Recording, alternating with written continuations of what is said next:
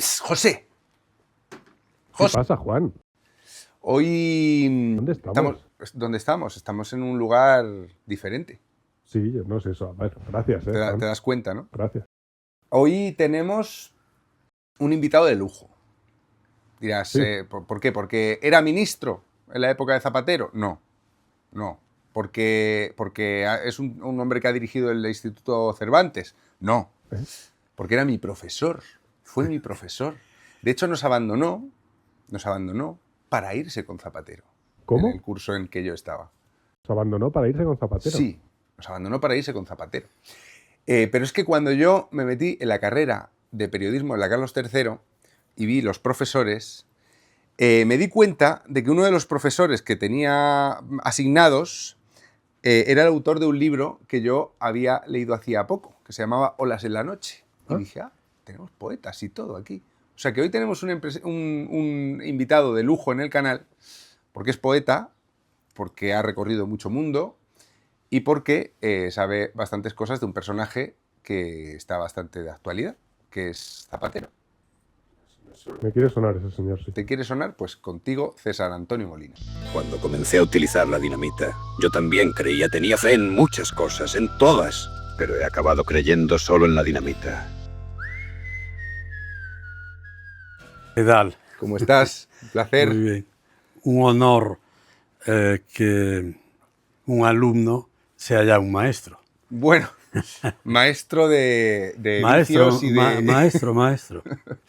Un gusto tenerte otra vez delante. Ha cambiado mucho España desde que entraste en el aula de la Carlos III sin ser ministro ni nada, un profesor. Sí, ha cambiado mucho y a nuestro rector de aquella época, Peces Barba, si levantara la cabeza se volvería a morir. Seguramente. Porque todo lo que ha pasado en estos 25, 26 últimos años ha sido catastrófico, sobre todo en estos 8 años finales, a la vista de lo que había sido la transición, la democracia, la aprobación de la Constitución y cómo se habían ido turnando el Partido Socialista y el Partido Popular. Y todo el avance que habíamos tenido, el avance económico, social, en todos los sentidos, porque nos habíamos puesto en la cabeza de los países europeos más importantes y también del mundo. Yo lo sé porque he viajado por casi todo el mundo y cómo nos recibían en todos los países, la admiración que nos tenían, cómo nos hacían explicar cómo habíamos podido lograr después de una guerra civil y después de una dictadura de tantos años, llegar en poco tiempo a hacer todo lo que habíamos hecho y tal. Yo tengo un dolor muy grande, volviendo a lo de los alumnos, que toda esta gente que se ha ido cargando este país son gente de 50 años, que muchos hubieran podido ser alumnos míos, que era gente que no vivió los finales del franquismo como nosotros, que no sufrió los tortazos ni las detenciones en las comisarías estando en la universidad, y que pasamos por ese golpe de Estado que no, afortunadamente, por supuesto, no llegó a su fin, y por tantas circunstancias complicadas, porque el ejército en aquellos tiempos estaba de malas. El ruido de sables. Permanente, ¿no? ¿Y por qué una generación joven, como yo os decía en aquella época, que yo no había nacido manumitido, porque había nacido en una dictadura, y que vosotros ya habéis nacido manumitidos porque habéis nacido en una democracia y no habíais sufrido todo aquello, ¿no? ¿Cómo esta gente socialista, con los que yo he estado siempre y desde mi familia, que parte de ella murió en el exilio, se han cargado el país? Se han cargado el país, se han cargado el partido, nos han exiliado a 1 millón y pico de de socialistas y socialdemócratas, comandados por Guerra y por Felipe y por otra gente, y cómo han llegado a las situaciones de la justicia en las que estamos viviendo eso. ¿Cómo? ¿Por qué? ¿Qué mal hemos hecho? ¿No les hemos logrado enseñar lo que era la democracia y cómo había que vivir en ella? ¿Cómo se pueden haber entregado a los independentistas catalanes, a los vascos, ser cómplices de ETA y de los asesinos de ETA, a la extrema izquierda, porque cuando hablan de la extrema derecha, pero la extrema derecha es igual que la extrema izquierda, o uno es peor que otro, o el otro es peor que el uno. ¿Por qué? ¿Cómo hemos llegado a eso? Y es a mí lo que me duele, porque yo he estado como 30 años dando, aparte de hacer otras cosas, y mucha gente pasó. Te podría ahora hacer también una cita de gente que es famosa como tú, que presenta telediarios, que son, afortunadamente, piensan como su profesor, pero me duele. Y esto cuando con otros compañeros lo hablamos. ¿Cómo puede haber pasado? ¿En qué nos hemos equivocado? Creímos que la democracia lo iba a resolver todo, que era la hada madrina, que con la varita mágica pues ya se arreglaba todo, pero no ha sido así. Has mencionado el 23F de pasada, y una forma de ver cómo ha cambiado este país es ver qué era la Guardia Civil para el ciudadano en el año 81, cuando se levanta una parte de ella contra la democracia, y cómo hoy la Guardia Civil parece uno de los últimos bastiones de la democracia. Sí, sí. Imagínate, cuando fue lo del golpe, yo estaba en Valencia, había ido a ver a los de Pretextos, que han sido editores, quienes casi me han publicado gran parte de mis libros de poemas. Habíamos comido un arroz maravilloso en la Malvarrosa, una playa extraordinaria, y a la vuelta para Madrid, yo hacía unos meses que había acabado el servicio militar, y entonces vi pasar unos camiones con soldados. Pero como yo estaba todavía con la cabeza aquella de... Pues no le di importancia. Y al parar para poner la gasolina, vi ya en la televisión eso y tal. Y yo iba con Mercedes, con mi mujer, y con José Luis Jover, un gran poeta y además una persona que hizo muchos de los programas culturales de la televisión española de aquella época. Y entonces dijimos, volver a Madrid, acabaremos en el Bernabéu. Porque yo pensaba lo de Santiago de Chile, lo que pasó con Allende, que los llevaron a todos a tal. Y entonces decidimos ir a Cuenca. Y allí estuvimos. Imagina que ya era el 80 y tantos. Por eso cuando dice que todos estos gobiernos, los gobiernos de Felipe y tal, eran todavía gobiernos franquistas, como dicen los de Podemos y tal, como ellos no lo vivieron, no se dieron cuenta de lo que es que vivir ese momento tremendo en que todo se puede derrumbar, destruir y volver atrás, o incluso a los peores momentos del franquismo, ¿no? Claro, pero la Guardia Civil, por supuesto, nuevo ahora, claro, la Guardia Civil, con sus investigaciones de la UCO, etcétera, se ha convertido en lo contrario, aunque el gobierno prefiere pintarlos como si todavía llevaran el bigote y la pistola al aire, ¿no? Bueno, por supuesto, la Guardia Civil, la policía, el ejército, que yo estuve todavía en el ejército, yo estuve en la auditoría de guerra, como mi primera carrera la había acabado, que era Derecho, la auditoría, y dentro de la auditoría de guerra en la Fiscalía. Y todavía estaba el retrato de José Antonio Primo de Rivera y de Franco en su buen tiempo, me refiero a menos años, ¿no? Y era un ejército tremendo, ¿no? Y claro, ver ahora el ejército cómo es, yo creo que es uno de los estamentos más democráticos que hay. Y exactamente la Guardia Civil, la policía, o sea, cómo cambió totalmente, es uno de los éxitos de la democracia. Pero ahí lo tienen maltratados a la Guardia Civil, con los narcotraficantes, sin darles medios, y que es otra cosa incomprensible, porque es una zona marítima que está, por una parte está todo el lío de Gibraltar, por otra parte está Marruecos ahí permanentemente dando la lata, y los narcotraficantes, que nos imaginamos los apoyos que tienen. Y sin medios, y muriendo gente, muriendo guardias civiles, a los que nadie va del gobierno a rendirles honores. Otra cosa absolutamente inexplicable.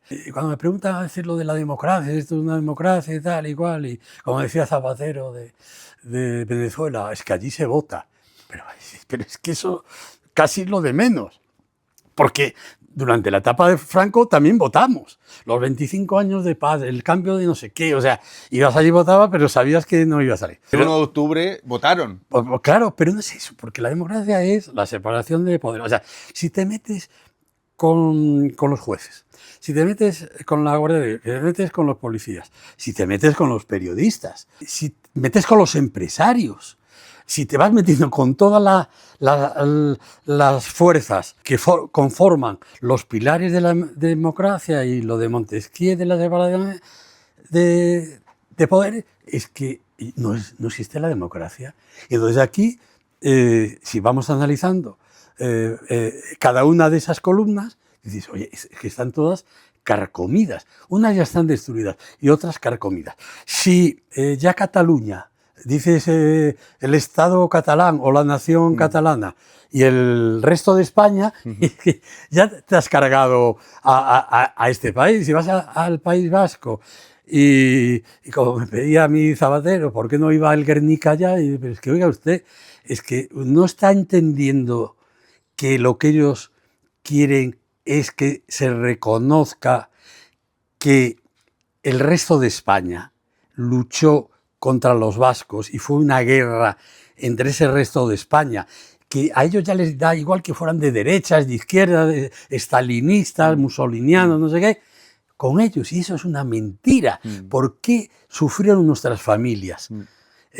¿Por qué acabaron el exilio? Porque luchaban contra los catalanes, que era una lucha contra la independencia. Entonces, si todo eso, en vez de contribuir a explicarlo, contribuyes a apoyarlo, pues te estás cargando el país. Es que en este momento yo muchas veces me levanto y digo, ¿en qué país estoy? Y cuando viajo a Francia, a Italia, o a Alemania, o a otros países, allí me despierto y sé que estoy en Francia. Y que no me están diciendo que Burdeos se va a declarar independiente, que podría ser. O en el caso de Alemania, como Múnich y toda Baviera, ¿no? Que son lugares que Baviera tenía un rey, que Visconti ya nos lo enseñó bien, Luis II de Baviera. Y hay lugares que fueron reinos, pero oye, es que Cataluña nunca fue un reino, era Aragón. Cuando uno va a Nápoles o va a Sicilia, allí hablan de los aragoneses, pero no hablan de los catalanes. En fin, todo esto, si tú apoyas todo eso, hay maneras de arreglarlo, pero no la manera de decir, vale, cada uno que haga lo que quiera. Y luego, debajo de eso está el cargarse la monarquía, porque hoy el verdadero sostén es el rey. Estoy de acuerdo, sí. Y creo que no está en las mejores relaciones porque, el jefe del Estado con el porque ejecutivo. Juan, mira, yo he viajado mucho. Tú has estado en un partido socialista, bueno, no eras parte del partido, no eras miembro del partido, fuiste ministro, pero no miembro. Pero entonces el Partido Socialista tenía una posición diferente a la que tiene hoy con la monarquía. Sí. Mira, yo he viajado muchísimo con el rey Juan Carlos, eso de ministro de jornada y tal, que se lo han saltado. Ahora, a veces el rey va solo, o va, yo qué sé, con un director general, como mucho, no sé qué, o a veces... Bueno, y con el actual rey, porque los 30 y tantos centros Cervantes que inauguramos en todo el mundo los inauguré con el actual rey y la actual reina.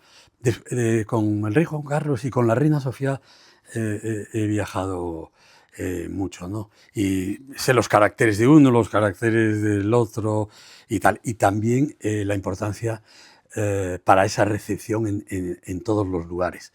No nos olvidemos, yo estaba en Santiago de Chile cuando a Chávez ¿Y le dijeron, por qué no te el rey, callas? ¿por qué no te callas? Y tal y cual. Pero fíjate que Chávez, siendo un dictador, siendo un militar, se cayó. Porque el rey en Hispanoamérica, a pesar de lo que sea, cuando inauguramos en Palermo el Cervantes, los titulares de los periódicos de Sicilia eran vuelven los Borbones. Habían sido sus reyes durante siglos y era normal, ¿no? Y cuando vio el actual rey, por eso se lo enseñé para que viera que es muy discreto, ¿no? Pero entonces, claro, porque esa es una idea del federalismo en el Partido Socialista que viene muy de lejos. Pero como tantas otras ideas, nosotros las defendíamos y tal, porque yo en concreto, pero creo que mucha gente que pensaba como yo, pensábamos que no se iban a llevar a cabo nunca. Es lo mismo que cuando leíamos a Foucault, que soy un entusiasta de sus libros, pero de las cosas que propone me hacen gracia y yo nunca pensé que todo eso de los géneros, de los no sé qué, podría llevarse a cabo, ¿no? Entonces, éramos jóvenes, éramos ingenuos, como tienen que ser los jóvenes, teníamos entusiasmo, como tienen que tenerlos, pero muchas cosas no. Pero esa idea ha venido y han llegado esta gente y bueno, aquí una república federal de todo el mundo.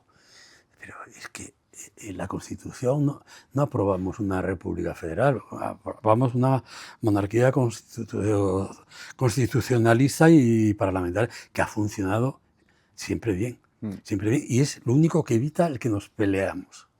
Es lo único que ha evitado que nos volvamos a pelear como todo el siglo XIX y como gran parte del siglo XX. Claro, es que a lo mejor hay quien prefiere que nos peleemos, porque arriba revuelto... Pues seguramente sí, porque después del casi 1 millón de muertos, otro tanto de exiliados, parece que no les llegó, que no fue suficiente, ¿no? Como en Europa, desgraciadamente, los partidos estos neo-hitlerianos que ganan las elecciones y tal, pues parece que no se dan cuenta que solo de alemanes debieron de morir 12 millones de alemanes en la Segunda Guerra Mundial, más los que murieron en la Primera Guerra Mundial. Entonces yo creo que la memoria flaquea en la gente y no se da cuenta de la guerra. Los 200 y pico mil ex-yugoslavos, yo he viajado mucho por Serbia, por Croacia y tal, que murieron en la guerra siendo entre ellos, en la guerra entre ellos, y en muchos sitios de la Yugoslavia todavía están las cosas complicadas, y eso hace 4 días. La guerra de Ucrania se está llevando a cabo. El terrorismo está ahí permanente. Entonces, olvidarse de todo eso me parece gravísimo. ¿Cómo fue el momento en el que José Luis Rodríguez Zapatero te llamó para formar parte del gobierno? ¿Tú lo conocías antes? Sí, vamos a ver. Cuéntame En ese momento era director del Círculo de Bellas Artes y era profesor en la Carlos III. Entonces pasaba mucho por el círculo, como han pasado todos, ¿no? Yo conocía mucho a Guerra, a Felipe y a muchos ministros, ¿no? Siempre dedicado desde la actividad cultural. Pero tú fíjate que yo, como te decía antes, ya había trabajado desde los 14 años en La Voz de Galicia, porque mi padre era muy amigo de Pillado, que era el director, un tipo estupendo y además de una cultura grandísima. Y mi padre le dijo un día, es que mi hijo es un pesado, que quiere escribir, que no sé qué tal. Y me colocaron ya en el suplemento, que tenía un suplemento cultural. Bueno, yo desde entonces siempre he compartido los estudios, la docencia, con actividad, porque no me llegaba, o sea, no me llegaba suficiente para mi afán, ¿no? Entonces, cuando me llama Zapatero, yo ya había sido director adjunto de Diario 16 durante casi 10 años. Y dirigía los suplementos, culturas, libros, las páginas de opinión, tal y cual. Había coordinado todos los cursos de humanidades del Escorial, con lo cual yo había llevado a Günter Grass, a Salman Rushdie, bueno, Arthur Miller, o sea, ver a Arthur Miller allí a tu lado hablando con él. Bueno, o sea, había pasado, yo ya conocía a Carlos Fuentes, a Octavio Paz, a todo Dios. Por supuesto, yo le publicaba a María Zambrano, a Rafael Alberti, a todos los que habían regresado del exilio. O sea, a mí me llama, o sea, llama a un señor que tiene una cartera de contactos en mi mundo, no en el industrial, Sí.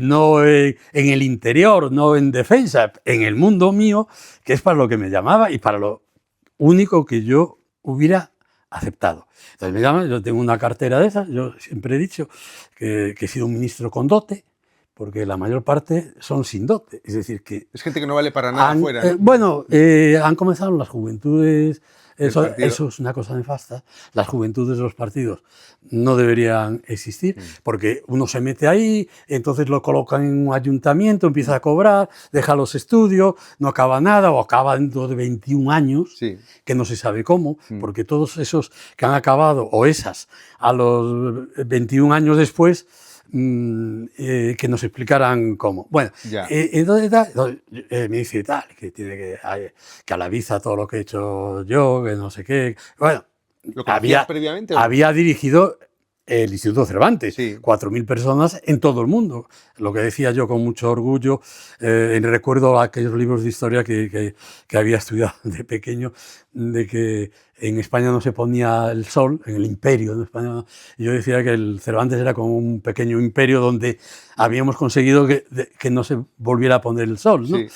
O sea, también había dirigido eso porque siendo secretario de Estado de Exteriores, o sea que cuando me llama para lo de ser ministro, que no fue el que me llamó para ser director del Instituto Cervantes, sino me llamaron de Exteriores y tal, otra gente que conocía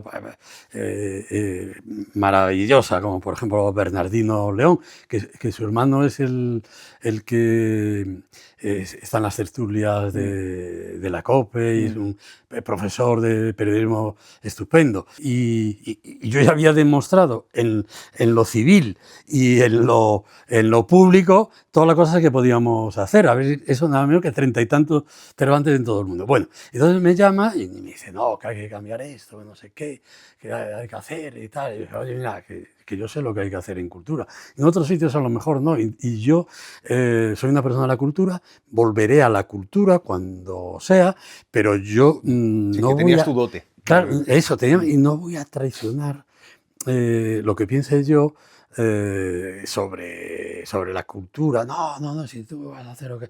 No te preocupes, y además es que yo quiero que figure eso, tal. Me llamó 2 veces, porque yo he sido ministro 2 veces, porque fui durante el tiempo final de la primera legislatura y todo el inicio de la segunda legislatura. Y la segunda vez que me llamó me hizo lo mismo, porque me dijo, oye, ¿tú quieres seguir y tal? Y dije, bueno, si tú quieres, pues yo sigo, ya estoy aquí, ya he dejado mis otras cosas y digo, sí, no te preocupes y tal. O sea, que me llama, le digo que sí, peces barba. El rector me dice, César, un día quedamos en el círculo y me dice, César, o la política o la docencia. Pero las dos cosas, tal, y dije, mira, ¿y tú qué hiciste? Sí, pero yo no sé qué, ahora no. No, pero oye, es que no podemos ser puros toda la vida. Algún pecadillo, hombre, cuanto menor sea, mejor, pero tenemos que tener. Y yo, hombre, a mi madre le tengo que dar esta satisfacción, ¿no? Claro, es mi que padre te no, ofrezcan ser no ministro, vivía. Sí, y luego cuando yo tomé posesión dije, en recuerdo de todos mis familiares que sufrieron durante muchos años y a los que creo que yo les satisfago parte de esos sufrimientos haciéndome responsable de este ministerio y con el mismo pensamiento que ellos tenían del socialismo. O sea que yo además tenía mi currículum socialista mucho más que el 90% de los que están ahí, que sus padres habrán sido militares del franquismo. O sea, si vemos los currículos, porque ves ahora, la mujer de este señor que era el que me llamaba, pues era coronel del ejército de Franco. El otro, o sea, que los hijos no tienen la culpa de los Sí. padres, ni mucho. Pero quiero decir que se mezclaban muchas cosas y tal. Entonces yo lo dije que sí y nos plantamos en el ministerio y empezamos a hacer montones de cosas con un presupuesto mínimo como siempre ha tenido y tiene no solo el Ministerio de Cultura español, que durante la época del PP era Educación y Cultura, lo cual ya era fatídico, y por eso yo le he insistido a Feijóo que tiene que haber un Ministerio de Cultura, si ellos ganan, que tiene que haber un Ministerio de Cultura, porque la cultura es fundamental en este país. O sea, nosotros, ¿por qué nos conocen? Por Velázquez, por Cervantes, pero no porque tengamos 40 submarinos atómicos, afortunadamente, ¿no? Y entonces no se le dedica la atención que se le dedica. Una anécdota que te va a hacer gracia, y acabo esto. El Ministerio de Cultura, de los ministerios más antiguos de todos los ministerios tienen los retratos de sus ministros. Incluso el Ministerio de Hacienda, Solbes, me dijo, mira este para que te anime un poco. Y era un ministro que había durado un día, en la época de Carlos IV. O sea, había tomado posesión y había... el Ministerio de Cultura no tiene ningún retrato de ningún ministro, porque yo quise hacerlo y entonces pedimos un presupuesto y dije, oye, este dinero lo gastamos en hacer otras cosas y, oye, es que si quieren, pues que se lo paguen ellos, si quieren colgar de las paredes y tal. O sea, imagínate los pocos medios que tiene cultura. Entonces, mientras estamos grabando esto, hoy, que es miércoles, quien te contrató está sentado en la Audiencia Nacional, Sí. declarando. Sí. Yo quería preguntarte por el primer encuentro, las impresiones tuyas al conocer a esta persona, a la persona de Zapatero. Bueno, yo lo conocí, ya te digo, en lo del círculo y en un acto que hubo una vez como de presentación de Felipe y de Zapatero y Felipe. Yo me quedé sorprendido porque ¿Felipe González o Felipe González, Felipe González. Y ya presentándolo a él y tal, ya le había dado. Sí. Sí, porque era una persona que no la conocían ni en el partido. Era un chico de León, de provincias. Yo soy de provincia, yo soy de La Coruña, o sea que no... Pero que venía aquí a votar, ni siquiera vivía en Madrid, ni había vivido en Madrid, no tenía conocimiento.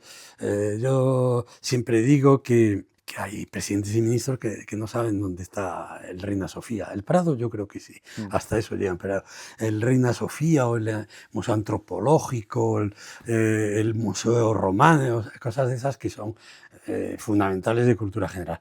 Y entonces yo lo conocía, y bueno, era un tipo afable y se veía bien, muy joven, pero...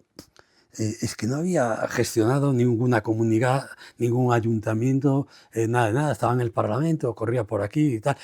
Tendría que haber hecho sus pequeñas cosas para ir subiendo y llegando y luego ganándole a Bono por 4 votos o lo que fuere, que significaba que una nueva generación muy joven y sin experiencia suplantaba a otra que ya había tenido experiencia, o como ministros, o como, ya digo, alcaldes, o como presidentes de comunidades, y que iban a seguir una línea de progreso tranquilo, y no esta locura de gobierno, y respetando a la democracia, porque aquí es que la democracia ha sido violada permanentemente. Ayer mismo lo vemos, ¿no? Cuando dice hoy votemos si las elecciones no saben que lo iban a perder, pero oiga, es que es un derecho. Sí, o sea, si podemos exigirle claro, lo votamos, lo perdemos, oye, esta es la democracia, ¿no? Pero se bloquea. Y entonces, bueno, pues yo tenía este trato de verlo, de hablar de alguna parte de su entorno, que alguna venía, y por supuesto era la más sensata de la época de Felipe, que habían estado con Felipe en Moncloa y tal. Yo creo que tenía más que suficientes méritos para esa cartera, no para otras carteras, que es la que yo he desempeñado antes y después. Porque yo después de salir de ahí, pues he tenido mi vida y estoy donde estoy y he hecho montones de cosas y eso ha sido un tránsito que no hay ni invalidado ni impedido que yo después de 16 años sea lo que soy, que es una persona que todo el mundo de la cultura, no solo en España, también en Hispanoamérica y en algunos otros sitios, pues una persona conocida, entre otras cosas porque he tratado y a cineastas, y a Wenders, a Herzog, o sea, que por mi condición y además que el Círculo, que fue una época maravillosa, pues traíamos a toda esta gente, teníamos posibilidades de traerlo. Por lo tanto, yo me presenté cuando me dieron la cartera, yo dejé otras carteras que allí las reposé y la que menos pesaba era la que me dieron, porque las otras que traía yo eran infinitamente más pesadas. ¿Zapatero era una persona leída? No, yo creo que, vamos a ver, Zapatero en la parte de cultura era una persona incluso con complejo con respecto a la gente de la cultura. Solo interesaban los actores, la foto esa de los actores, si viene Bardem y en estos adelantos de las memorias cuento la anécdota esa de Bardem y... de su empeño de darle la medalla a Manuel Alexandre. Que le dio lo de Manuel Alexandre. Sí. Oye, que a mí me parece un gran actor secundario, un actor maravilloso y al que yo trataba un día sí y otro no, porque él era socio del Círculo y él era un gran jugador de billar, ¿no? Sí. De billar.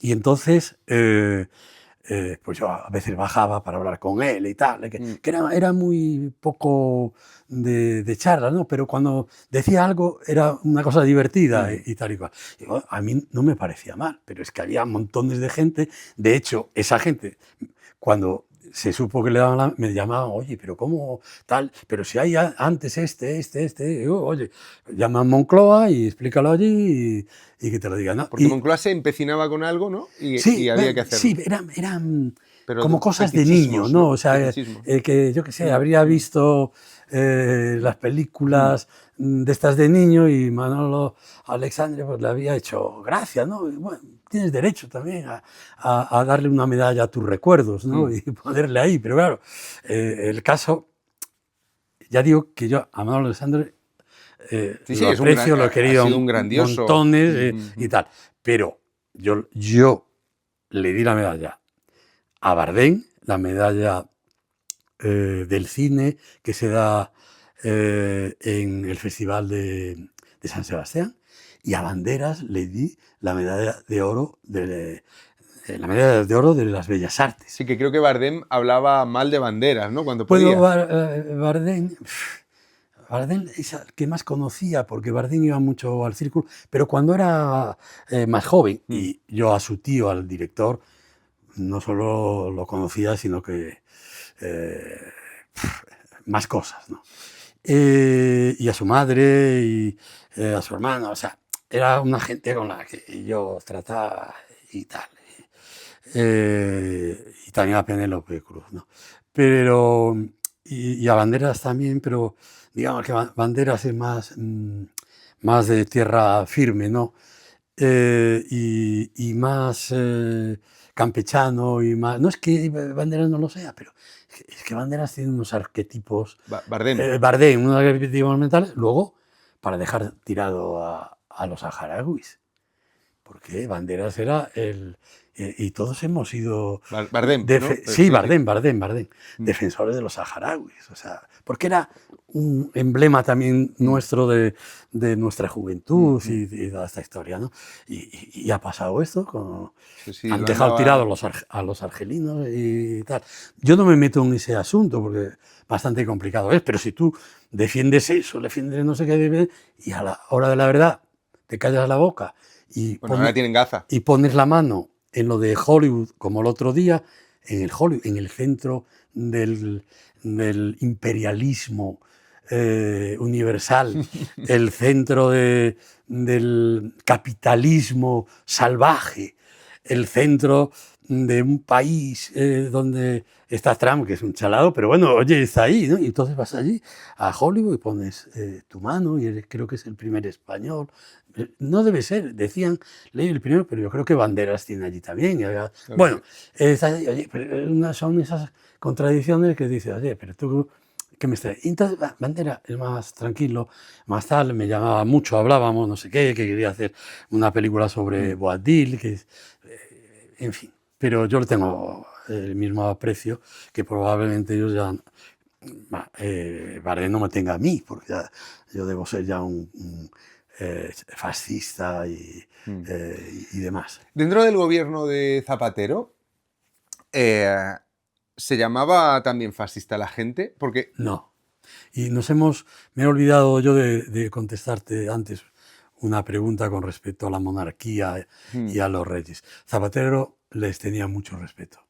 Y es de las épocas en que creo yo que mejor relación hubo con la Casa Real. Porque Aznar había tenido también algún lío, no sé, o decían, a lo mejor no es cierto. Felipe se había llevado bien. Y en la época de Zapatero, había en eso tengo que... En eso y en otras cosas, porque también se hicieron cosas muy buenas. Pero tenía un respeto, había siempre los ministros de jornada, se respetaba el que los reyes fueran delante, tal, no como hemos visto yendo al tren y el rey un poco detrás, dejándolos allí, o el otro día con el Papa cuando desaparece, o se dedica a coger niños y poco menos que a bendecirlos. Y bueno, esas cosas no, la época de Zapatero y los años que yo viví había un respeto y una buena relación con el rey Juan Carlos y con el príncipe.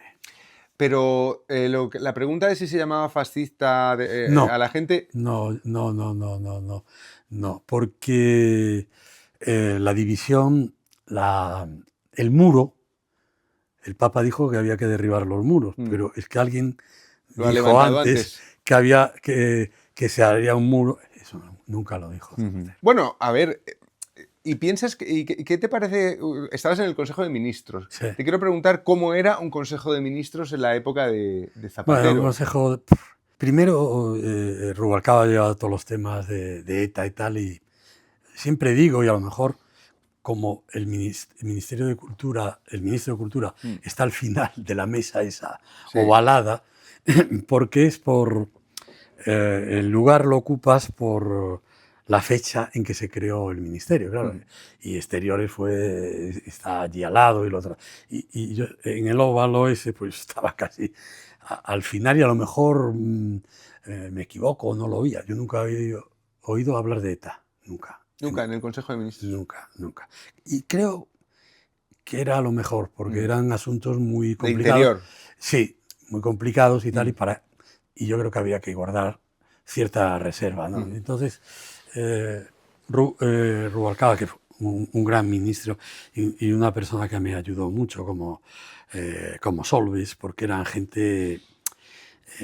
viejos zorros, por así decirlo, ¿no? en el buen sentido, ¿no? Luego, pues los temas eran sobre todo de económicos, de transporte. Además, había 2 días antes, que yo creo que eso se sigue manteniendo, por una cosa, en la reunión de los secretarios de Estado de todos los ministerios, donde allí se debaten todos los asuntos. Entonces, la reunión del Consejo de Ministros, digamos que es una representación, porque la mayor parte de los temas ya está ventilado. Están resueltos y tal. Te lo pregunto, César Antonio, porque ahora ha habido cierta polémica con el rescate de Plus Ultra, que pasó por el Consejo de Ministros, se aprobó en Consejo de Ministros. De ahora. De ahora, sí, en el de ahora, por eso quería comparar. Entonces, tú que has estado en un Consejo de Ministros, no hay mucha gente a la que se le pueda... Yo he estado casi 100. Por eso, que digo, en un Consejo de Ministros como institución, no sé, que has formado parte.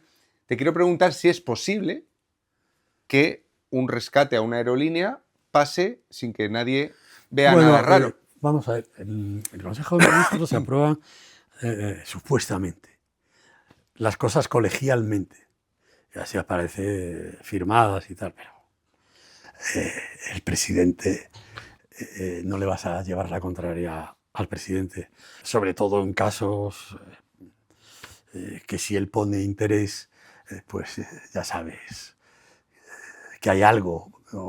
Ya intuyes Algo que no tiene que ser porque es malo, ¿eh? Ya, ya. Pero si oye, no sé qué tal, y digo, yo por qué me voy a pelear. En el sentido de que no es un asunto que me Sí. concierne a mí. Yo con él, fundamentalmente, después del Consejo de Ministros, en cosas gravísimas que sucedieron, pues yo trataba de explicárselas para que no viera que yo tomaba decisiones unilateralmente o por teléfono o con gente muy cercana a él a la que yo conocía también de antes y que se lo iban a relatar inmediatamente, ¿no? Ujú. La cuestión está en que todo ese tiempo en el que yo estuve, final de la primera legislatura de la otra, es cuando comienza la crisis.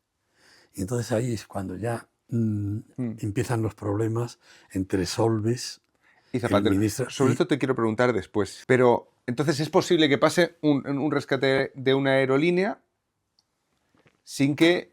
Bueno, es que vamos a ver. Es que, como el caso de Plus Ultra, se sabe que hay un interés particular, o se sospecha presuntamente de Zapatero en que se rescate, ¿no? Ahora se le está sentado en la audiencia, pues porque habría cobrado comisiones de ese rescate.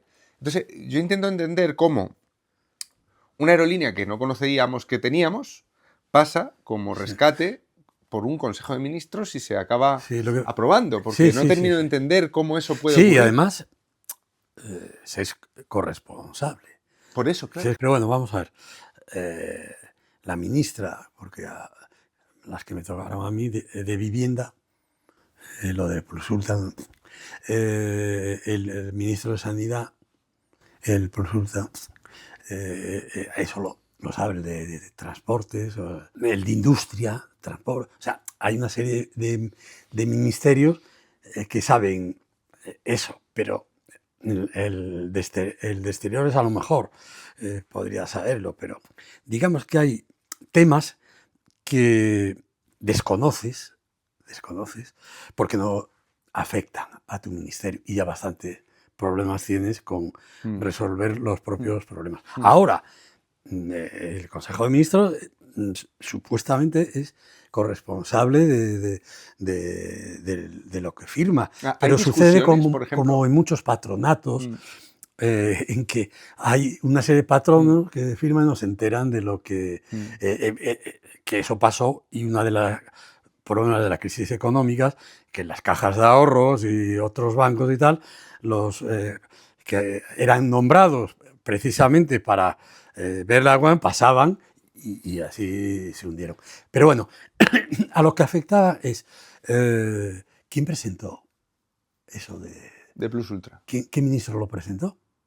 Porque ese es el principal, o sea, el ministro tiene que haberlo presentado, o qué secretario de Estado antes lo presentó.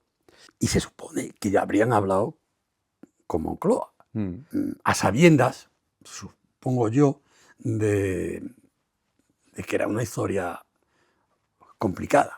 Entonces, si vas al Consejo de Ministros, todas las cosas de las que se habla allí las presenta alguien y se hace responsable de alguien. O sea, muchas de las cosas que aprobé yo, porque las presentaba yo, y unos ministros pues se dedicaban con el móvil, otros con no sé qué. O sea, no hay discusiones. Muy difícil, porque yo estaba en un Consejo de Ministros sensato. Sensato me refiero en el número de ministros, porque ahora son 20 y tantos. Sí.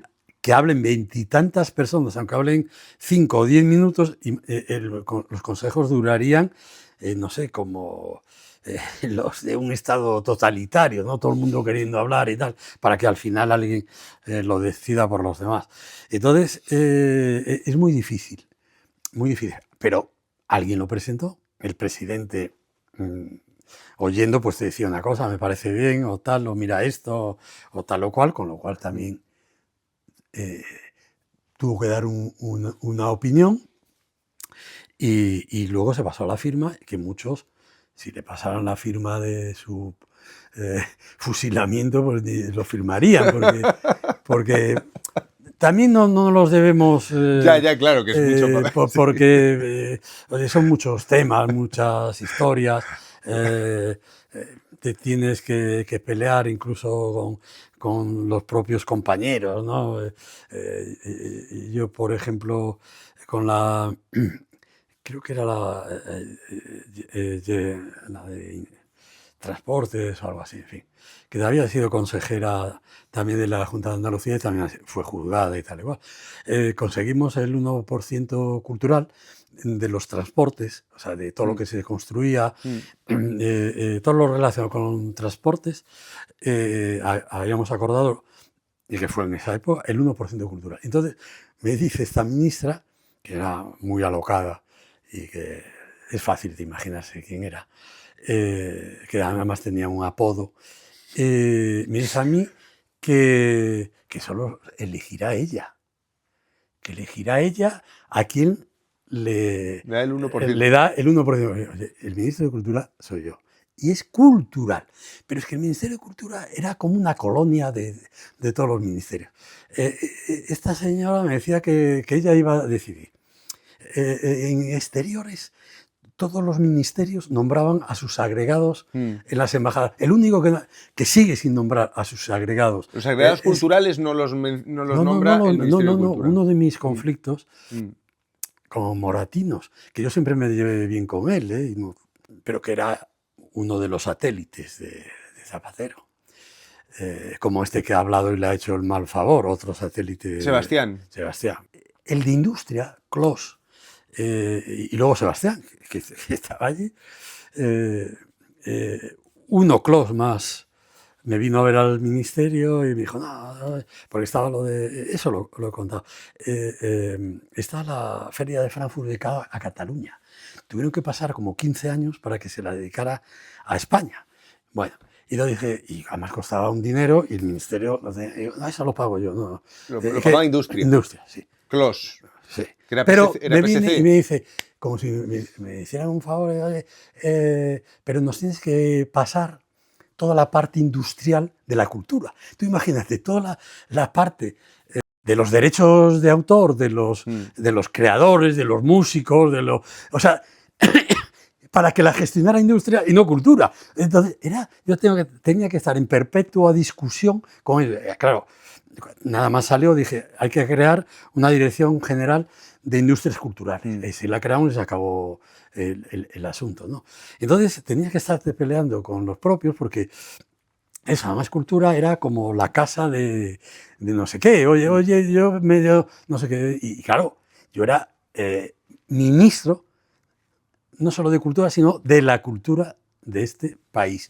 Y no iba a empezar a renunciar, a darle a uno tal, por pervivir más tiempo en mi cargo, teniendo a dónde ir. Y volver a hacer mi vida como me decía mi hija que hiciera. Pero ¿cómo todo este lío, papá? Déjalo, no sé qué y tal y cual. Entonces, ya bastantes peleas uno tenía que hacer, pero claro, oiga, ¿por qué el agregado de la policía lo nombra la policía? ¿Por qué el agregado de educación lo nombra el Ministerio de Educación? ¿Qué es lo más normal, por otra parte? ¿Por qué el delegado de Industria lo nombra el Ministerio de Industria? ¿Y por qué el agregado cultural, que tiene que tener un peso porque es España, y España sin su cultura no es nada? No es absolutamente nada. No lo nombra el Ministerio de Cultura. Pero vamos a ver, ¿en dónde se ha visto eso? ¿Por qué? Porque el Ministerio de Exteriores, si a uno lo tiene que mandar a hacer pasillos, pues lo manda de tal. Claro, sí. Se han inventado una serie de puestos para colocar a este, colocar a otro, colocar a gente, como yo me encontré, que no le interesaba nada hacer lo de agregado cultural y nunca hizo nada. El Ministerio de Exteriores tiene buenísima gente, como todos los ministerios. Sí, pero siempre hace falta una no, cesta pero para poner vamos a ver, ¿por qué yo no podía Ya. decirle a Javier Marías si quería ser el agregado cultural En Londres, claro. ¿Por qué no? Ya. ¿Por qué no podía yo decirle, como yo nombré a Muñoz Molina o a Eduardo Lago, a otros directores de alumnos Cervantes?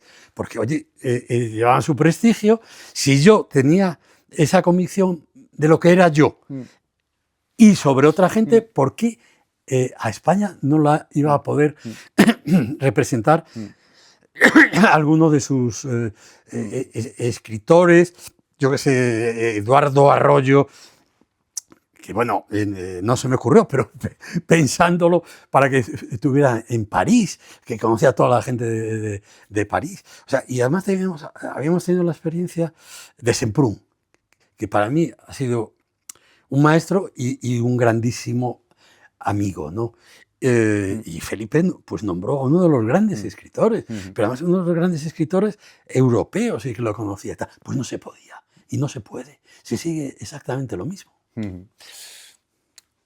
Tú, además de político por un tiempo, gestor cultural, eres poeta.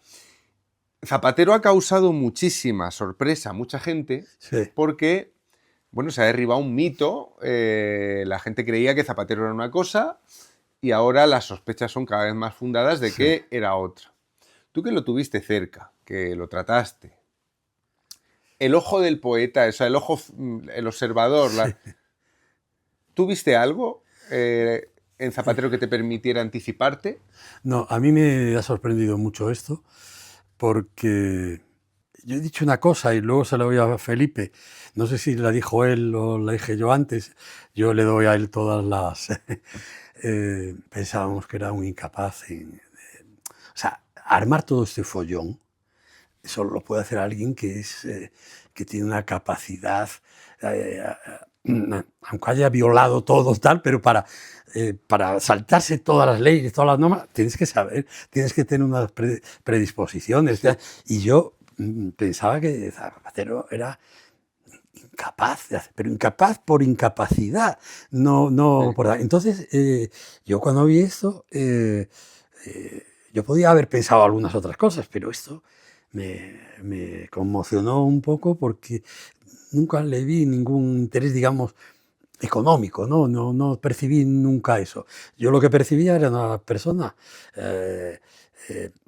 que se había confiado demasiado a su suerte y pensaba que la suerte dura siempre. Que la baraca, ¿no? Sí. Y opines bien, opinas mal, siempre va a aparecer la suerte y te va a salvar. Eso durante la etapa de presidente sí, y después. Sí, bueno, y a medida que fue pasando el tiempo, vino todo lo del tema económico, vinieron los follones con Solves y las disputas, porque no quería escucharle. De hecho, sí, porque aquí hay una cosa que cuentas muy interesante en los artículos estos que has publicado, que es un anticipo de las memorias, ¿no?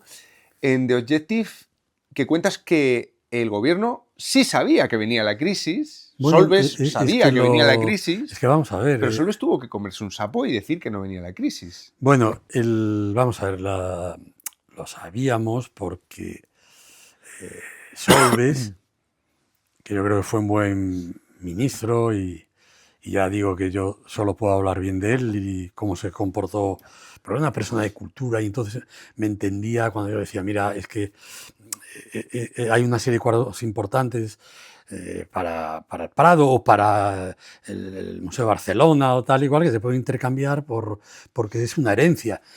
Y claro, si heredas un Goya y tienes que pagar no sé, $500,000 o $1,000,000, aunque el Goya valga no sé qué, pero bueno, en fin, todas estas cosas. Y siempre fue sensato, se portó bien,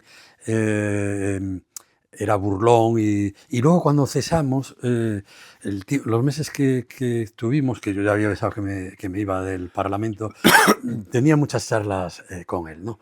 Entonces él ya nos lo explicó como un buen catedrático. Los demás éramos alumnos. Lo que pasa es que Zapatero era un mal alumno y díscolo. y le llevaba la contraria, como a veces te has encontrado con esos alumnos que no saben nada, pero se empeñan en llevarte la contraria.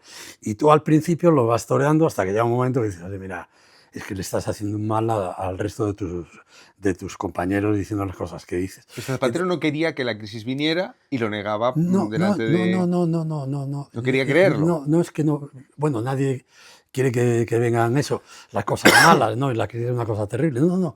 Él nos lo explicó. Y de hecho, Solves. yo a mi gente más allegada le dije, va a haber un tiempo malo. No explicaba para no... pero y yo me preocupé personalmente también porque esas cosas y quizás vino más fuerte todavía de lo que se nos había dicho, las quiebras de los bancos en Estados Unidos y todo lo que pasó. Entonces solo les trataba de decirle, mira, hay que tomar ya medidas que nos pueden traer problemas, porque venían las elecciones, claro. Es que No, medidas de recorte. Claro. Medidas de recorte, ver cómo se puede ahorrar, ver las inversiones, bueno, pues todas las cosas que una familia normal hace, si sabe que viene una crisis, si sabe qué tal, que en vez de cobrar X dinero de su sueldo va a cobrar la mitad, pues le dice, oye, esto tal, esto cual, las vacaciones de verano y navidades han acabado, lo otro tal y cual, pues unas cosas de estas y tal. Entonces, él se negaba a ver eso, pero yo creo que más que por todo lo que pudiera pasar, yo lo que entendía, me daba cuenta, a lo mejor estaba equivocado, era porque tenía pavor a que eso provocara, como quizás hubiera provocado la pérdida de las elecciones. Pero bueno, se ganaron, pero no duró la legislatura entera tampoco.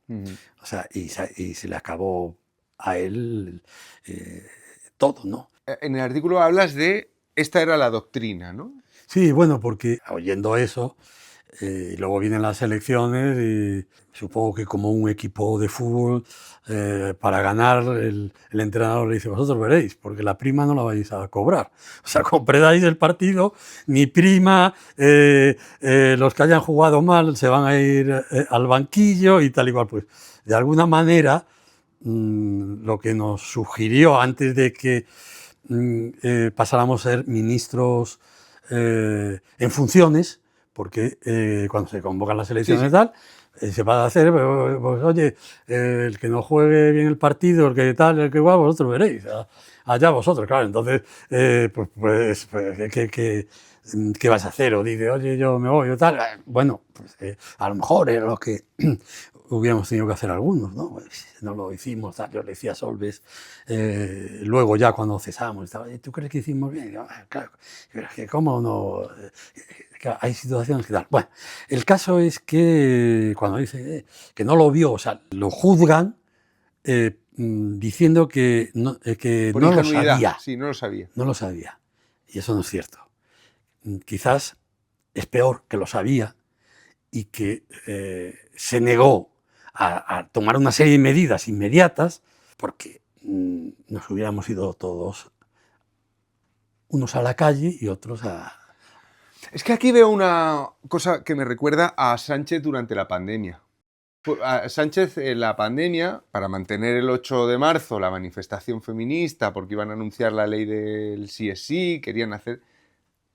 Durante un mes y medio largo, parece como que fue... Mira, Juan, Sánchez ha sido infinitamente peor que todas las malas cosas que haya podido haber hecho Zapatero.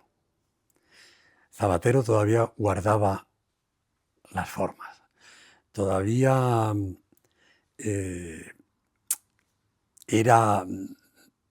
podíamos entendernos, podíamos, aunque cuando yo me fui por una serie de cosas, en concreto, por ejemplo, el tema de lo de Cataluña, que se aprobará, lo que se haga allí, oye, y el resto de los españoles O sea, Si tu quiebra fue por la parte catalana. fue por la parte catalana. vasca. Sí, también por Tuvisteis la ellos. movida del Guernica. Sí, pues el Guernica, pero también hubo lo de la Dama de Elche, Sí. Una serie de cosas. O sea, podía contar infinidad de historias. El que ha llevado todo a cabo ha sido Sánchez. Y además también se equivocan, o tienen derecho a equivocarse, a decir lo que sea, algunos de nuestros compañeros periodistas, aunque hay más gente en las tertulias y demás que no son periodistas, o sea, que no se sabe. Pero se equivocan en. Se equivocan en ese sentido de que él no lo supiera, sino que si lo sabíamos, había que tomar medidas, ¿no? Pero también se equivoca en decir que Zapatero estuvo 3 o 4 años postergado totalmente por Sánchez. O sea, pero Sánchez, que es un tipo listísimo, no se le puede sacar su listeza y... Es astuto, ¿no? Sí, todo. O sea, lo de Maquiavelo, pero en peor todavía, ¿no? En peor, pero también para eso hay que servir. Hay que valer, ¿no? hay que valer. Hay que valer. Y él, pues, en fin, nos da lecciones del mal todos los días, o sea, de la mala democracia. O sea, pero es así, ¿no? Es Sánchez el que crea a Zapatero. O sea, Esto es el interesante. Buda de Zapatero, el Buda, el que le hace decir que los socialistas son no sé qué, el que tal, eso lo crea todo Sánchez. Porque O sea, no sabe tú la cómo teoría de que cargarse. Zapatero es el que manda en la sombra, no la No, compras. no, Zapatero, no. Quedado. De nuevo por incapacidad. O Por incapacidad, por aburrimiento, porque tampoco le hacía ni puñetero caso. O sea, bueno, de los ministros, muchos ni lo conocían, la mayor parte de ellos ni conocían a Zapatero, ni nada, de los actuales. O sea, Sánchez piensa, o sus 700 asesores, imagínate, ni Felipe II piensa que a Felipe no se lo pueden cargar y a Guerra no se lo pueden cargar. Se lo pueden cargar a Nicolás Redondo y a Leguina. A Leguina se lo han tenido que tragar porque les ganó el juicio, lo han tenido que tal. Y Nicolás Redondo, que para mí es y sería, si él quisiera, uno de los que podría sacar al Partido Socialista del hoyo en el que está, a Felipe y a Guerra no le puede tocar. Entonces, para nosotros, Felipe Guerra, y para ese millón de socialistas, siguen siendo los más importantes. Y para el socialismo son intocables. Pero ellos dicen, no, pero eso es como el Antiguo Testamento, que ellos han repetido esto. Pero el Nuevo Testamento, el Jesucristo al que vamos nosotros a tal, es Zapatero. Porque Zapatero ha hecho esto de los matrimonios gays, no sé qué, tal y cual. Claro, se olvidan de todo lo demás. Entre otras cosas, que en la época de Rajoy, proveniente de la época de Zapatero, no nos echaron de la comunidad o no nos intervinieron porque Rajoy llevó a Santiago a la alemana y allí, en fin. Entonces, pues vamos, es Zapatero el nuevo Mesías. El Mesías es Zapatero. Y todo Zapatero. Y fíjate que lo de Felipe ya ni lo citan, tal, porque... Felipe en todo caso lo difaman. Claro, lo difaman, pero no logran... Felipe es... pero no logran desacreditarlo. Porque una persona como Felipe o Garzón es imposible que se les desacredite.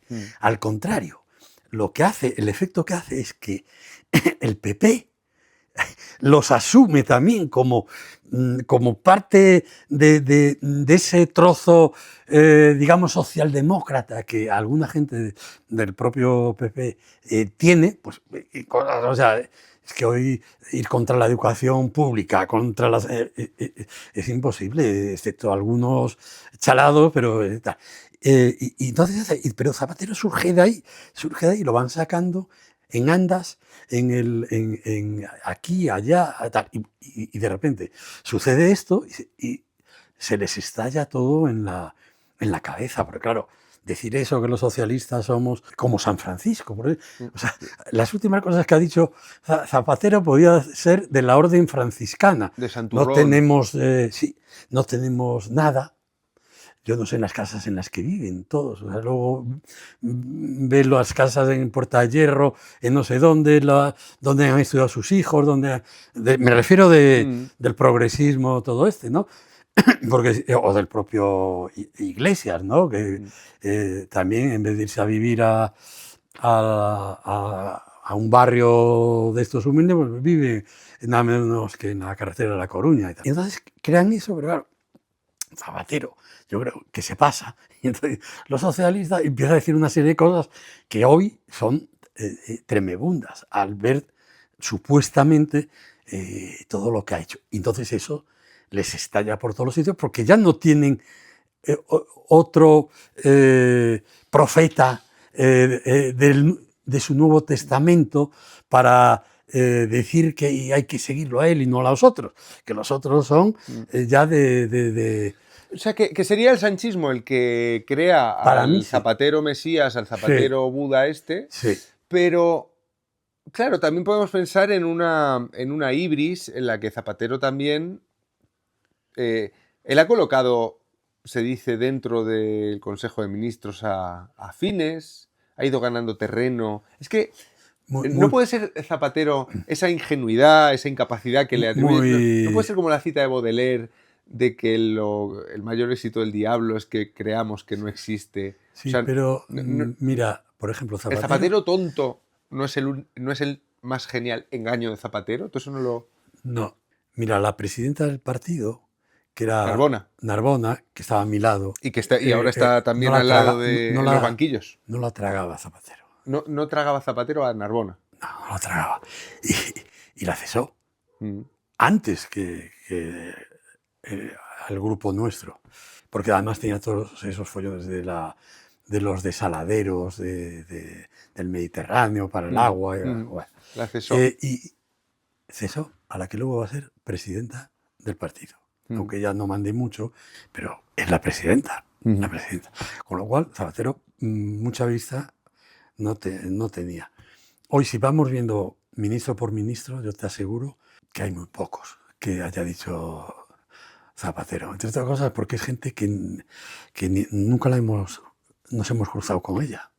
Yo hay ministras que no sé ni de dónde han salido. Esta que es la portavoz de no sé qué, en Navarra, yo siempre, las veces que he ido a Navarra, que fui bastantes veces, nunca me crucé con ella. ¿Y no te parece que, por ejemplo, entre la ley de memoria histórica de Zapatero y la ley de memoria democrática de Sánchez hay como una línea que se puede trazar? Claro que sí, claro que sí. Sí, prácticamente es por el estilo y es... ¿Qué te pareció aquella ley cuando estabas en el gobierno? Bueno, yo creo que sí, se redactó y eso mientras aún yo estaba. Porque creo en la primera legislatura. La primera al final, sí. Sí. Pero... ¿Veías venir los efectos? Yo creo que la segunda amplió muchas más cosas de la primera y por así decirlo, era más dura que la anterior. Pero una y otra venían a destruir o negar la transición. Porque lo importante de la transición, y yo lo digo como perteneciente a una de las familias que perdió, era que yo, como tanta otra gente, no iba a reclamar nada. O sea, mire, nosotros hay que olvidarse de la guerra porque estamos ya hasta la mismísima. Y no podemos estarnos suicidándonos y actuar fratricidamente, porque es que esto ya se acabó. Entonces sí, unos que eran los que nos metían en la cárcel, pues mira, ahí jubilarlos, mandarlos ahí o tal, o si se han muerto y no sé qué. Y hacer lo que se hizo, ¿no? Y, pues mira, la demostración es que en 40 años, de los 500 o 500 y pico de la historia de España, de la más reciente, porque España es de mucho antes, avanzamos, es que yo soy testigo del avance que hubo. Entonces ahí era volver otra vez, porque pensaban también que por ahí podían captar a mucha gente, podían captar que hay que enterrar a la gente de las comunas. Hombre, claro, que hay que tal, por supuesto. Y a los de ETA, y a toda la gente, a todas las familias de los que ETA asesinó, a los que no se le ha hecho ni puñetero caso, a los 12 o 14 asesinados por ETA, entre otros Tomás y Valiente, que le fueron a la facultad a matarlo, o Fernando Mújica, que lo mataron delante de sus hijos, nunca han recibido ninguna llamada del actual presidente. Bueno, de hecho, la ley de memoria democrática se cambia la fecha a tope por interés de Bildu, que esto es el insulto final, claro. Pero por eso, porque Pues en realidad yo pienso que a veces Sánchez ha sido el agente secreto de Bildu, de Esquerra Republicana, de todos los izquierdistas, a los que se ha comido. Pero yo creo que él actuó de agente doble, ¿sabe? Y los ha ido comiendo a los que podían o eran más tontos que ellos. Pero los de Bildu, ya vemos las opiniones de Otegi. O sea, ponerse de parte de todos los enemigos del país, muchos asesinos o preasesinos, con los 400 asesinados que no se sabe y tal, y apoyarse en ellos es la leche. O sea, es que eso es insoportable. Y era una de las cosas que yo en directo vi de mi etapa de Zapatero, que era menor que ya digo que lo... Sí, pues, pero ya existía. Y porque yo tenía que aguantar al de cultura de Esquerra. El PNV era siempre más tratable. Se podía torear un poco más porque era gente de la burguesía de allí, o sea, eran también progresistas y vivían en San Sebastián en unos chalés, no sé qué. O sea, bueno, es que este país es de un cinismo acojonante, ¿no? Es de un fariseísmo gigantesco, ¿no? Pero claro, ¿cómo un socialista puede permitir, primero, que ya las familias de los afectados, que las han destruido? Las familias de los afectados de ETA. De ETA, claro, de los que han matado, porque les han destrozado la vida. Gente que se tuvo que venir a Madrid, gente que se fue a vivir a Sevilla. O sea, mataban a uno, pero no, bueno, no, pero ese uno estaba casado, tenía hijos, y le destruyeron su vida. Y el presidente, a los que les debe rendir honores, se los rinde a los asesinos, que no se han arrepentido, que no se han confesado, que se les traspasan las cárceles al País Vasco. Bueno, que muchos dicen que lo volverían a hacer. Bueno, es que eso no se puede soportar. Y eso ahí viste, ya en la etapa de Zapatero, viste cómo se inclinaba, ¿no? el tablero. Eran, los pactos. Ya sé que en España que pactara el PP con el PSOE con el PP, era decir, en Alemania se hizo, o sea, y miran la cantidad de salvajadas que se han hecho en Alemania a lo largo del siglo XX.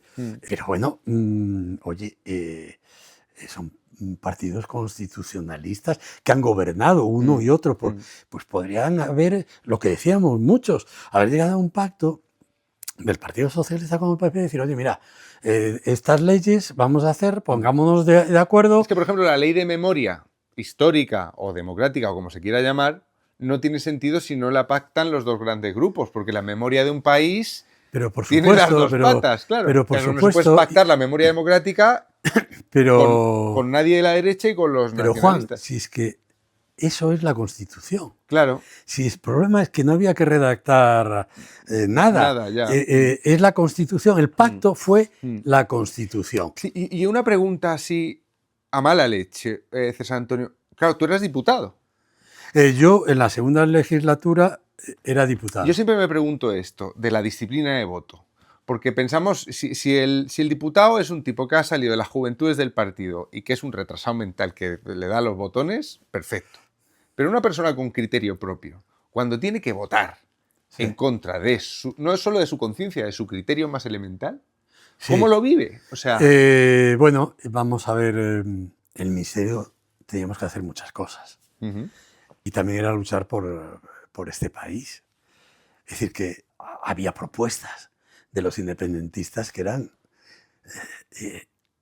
inviables para alguien sensato. Tú valoras unas cosas y otras. Pues si eres ministro, pues mira, oye, lo sigues y tal. Muy bien. Yo fui por mi provincia. Yo soy de La Coruña y fui el primero diputado socialista que ganó por más votos que nadie. Yo estoy excomulgado de allí, podría contar las cosas. ¿De La Coruña o del PSOE? No, de La Coruña y de otros sitios. Y del PSOE también. Dije, bueno, pues vamos a seguir, sí, con los pecados. O sea, pero es que, la pregunta que tenemos personal es... Pero te digo luego, sí. brevemente, pero yo luego me fui. Mira, yo podía seguir siendo diputado y cobrando en la universidad, tener 2 sueldos, porque el dar la docencia era lo único, no sé ahora, pero en aquel momento era lo único compatible con tener, con ser diputado. Yo cogí y me fui. Y nosotros sabemos los sueldos de la universidad, los grandísimos sueldos. Cogí y me fui. Pues mira, a lo mejor tendría que haberlo hecho antes. Bueno, pero yo tomé una decisión, tarde o temprano la tomé, contra la opinión de Zapatero, contra la opinión del monstruo este candidato del Partido Socialista a la Comunidad de Madrid, que es Óscar López. Una persona, en fin. No. ¿Imita a Zapatero al hablar? ¿Qué? ¿Lo hace aposta? ¿Imita a Zapatero al hablar? No, él imita al que tenga que imitar en cada momento. O sea, no... Es un personaje siniestro, ¿no? Siniestro. Siniestro. No, prefiero no hablar de él. Siniestro. Siniestro. Que lo mantenga de candidato. Yo creo que es lo mejor que puedan hacer, que lo mantenga de candidato. Yo los he conocido a todos, ¿sabes? Los he conocido a todos. Entonces, que yo tomé una decisión, pero es que ya no era el ministro y tal. Sí, no era ministro, pero podría seguir siendo, como me dijo este señor, me dijo, tú si quieres no vengas al Congreso, tú vienes a votar y se acabó, dedícate a tus cosas y tal. De alguna manera, esas cosas luego dirán, esto se lo ha inventado. Suena creíble. Vamos a ver, yo he escrito poesía, ensayo, no he escrito novela porque no tengo esa capacidad de ficcionar más de lo posible. Entonces, para mí, inventarme todo eso hubiera sido un trabajo increíble. Pero es que hay realidades que superan la ficción, lo que se ha dicho siempre, y es verdad. Y es verdad. Entonces, no sé qué. Oye, es que a mí me están pagando por esto. Yo siempre he trabajado mi vida. A mí nadie me ha regalado nada, pero no sé qué. En fin, podría contar muchas más cosas. Pero bueno. Entonces, quizás, Solves, otra gente, que cuando había esa trifulca no participábamos, pero luego hablábamos y estábamos preocupados. Podíamos haber dicho dimitimos. Tal. Bueno, el anatema ya hubiera sido terrorífico. Otros, una vez cesados, pues la educación, no sé, volvieron a la universidad, volvió también, que era catedrático, el otro era médico, el otro no sé qué, pues hombre, nos pareció mal porque el cese que me hicieron a mí fue criminal. Cuenta cómo fue tu cese, cómo fue... porque te cesa en persona Zapatero, bueno, que estabas en Egipto, ¿no? Sí, porque estábamos allí. Pero cuéntalo como... No, brevísimamente, porque era el homenaje a la arqueología española, porque se cumplían como los 125 años de comenzar las excavaciones en Egipto, que es, digamos, Egipto, Grecia y Roma, pero Egipto para un arqueólogo, pues yo qué sé, pues para nosotros Sí, la meca de escribiéramos los arqueólogos, en el ¿no? New York Times Sí, sí. o en el Times de Londres, yo qué sé. Y estabas ahí Y entonces se hizo el homenaje a eso, estaba Saji Hawass, que es el que firmaba todo eso, y le dimos una medalla, estaba Omar Sharif, por amistad, allí, y estaba el ministro de Cultura, ¿no? Entonces, eran las 12:00 de la noche en el Cairo. en el Cairo, y inaugurando una gran exposición sobre todas las, o gran parte de las, lo que que habían descubierto importante los arqueólogos españoles. Inauguramos esa exposición. Y luego el agradecimiento a esta persona que es íntimo amigo de la reina Sofía, el que lleva esos sombreros que están, pues ese que firma si puedes excavar o no puedes excavar. O sea, El ministro de Cultura egipcio. no, este era como es el director general de las excavaciones, de las no sé qué y tal. Y luego el ministro de Cultura, porque era tal. Sí. Bueno, a las 12:00 me llama la vicepresidenta en medio de todo este follón. Te llama por teléfono. Sí, me dice que tengo que volver y tal. Y oye, a las 9 de la mañana que estoy aquí. En el Cairo lo sabe el presidente y lo sabe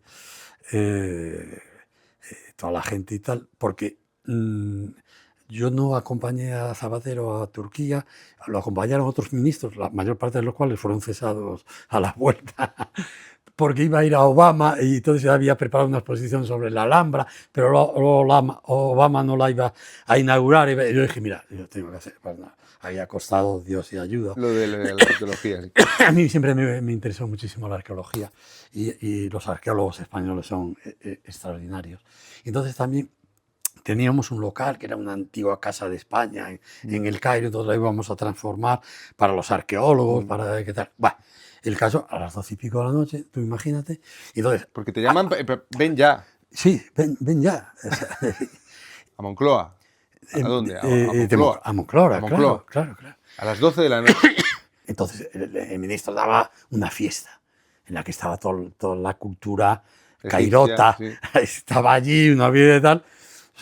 Eran unas personas que te han hecho, nos han tratado maravillosamente bien, que sabes que van a seguir tratando a nuestros arqueólogos. Además que estaban los polacos, que son unos arqueólogos también extraordinarios, franceses, ingleses. O sea, una representación de homenaje. O sea, entonces una fiesta en la casa del ministro de Cultura, que es un palacio al lado del Nilo, y tal. Y bueno, y yo digo, ¿cómo les voy a decir a esta gente que se ha portado así?